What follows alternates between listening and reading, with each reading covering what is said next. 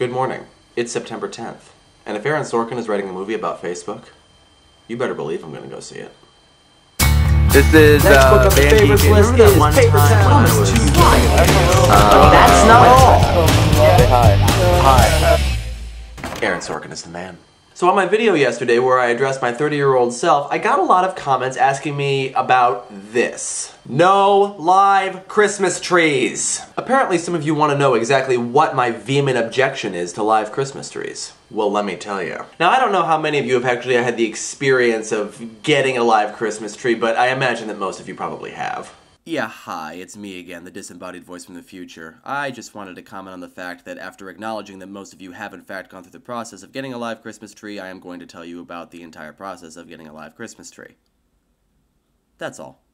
Back to the video. Basically, it involves going out to a Christmas tree farm, or lot, or place, or whatever you happen to call it. One of the members of my mother's church, oh yeah, my mother's a minister, did you know this? Owns a Christmas tree lot, and we go there every Christmas to get our Christmas tree from him. And as it happens, 12 years ago is right about the time that my parents decided that I was old enough to help bring the Christmas tree in and set it up. So let me describe that process for you. First, once the tree is cut down, we have to make sure that the bottom of the trunk is straight, otherwise it will not fit into the stand. Fortunately, we don't do that, the guy who owns the Christmas tree lot does. Then we have to take the tree, carry it over to the car, and actually put it on top of the car because it won't fit inside. Just in case that was unclear, we are carrying a tree and putting it on top of our car. We tie the tree down securely and drive it home.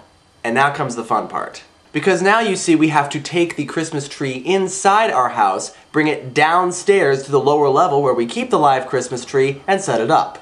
There are some maneuverability issues with this because it requires us to bring the tree inside the door, make a sharp left turn, go down a actually pretty narrow set of stairs, bring it around the computers and all of our books and several breakable items to the far corner of the room where it will then be set up.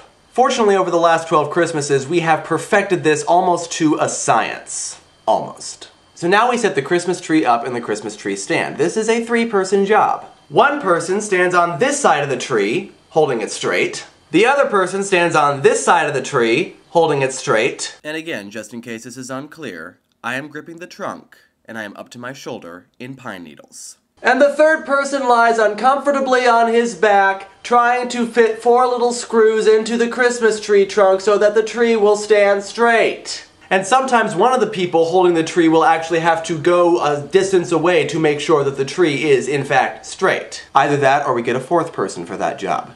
I try every year to be that 4th person.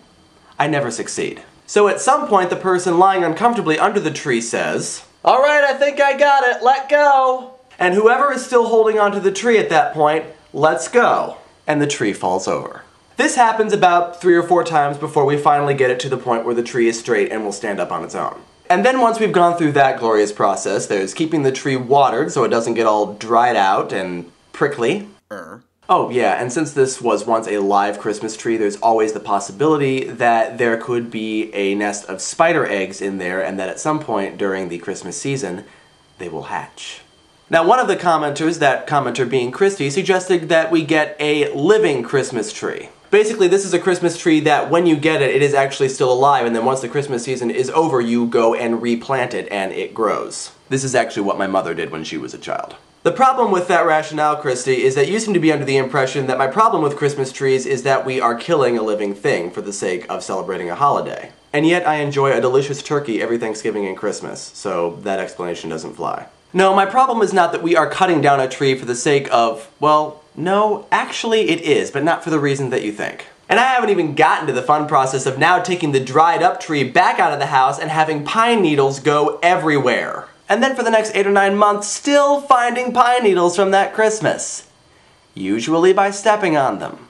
Now let's measure all of that effort against a fake plastic Christmas tree. You don't have to get a new one every year. It's much easier to set up. Most of them come with their own built-in stand, so you don't even have to worry about it sitting straight. It's not prickly, and it won't dry up, and it doesn't require watering. And perhaps the most important reason, it looks just as good as a live Christmas tree. In fact, in a lot of ways, it looks better than a live Christmas tree. And you don't have this giant live plant sitting in your house.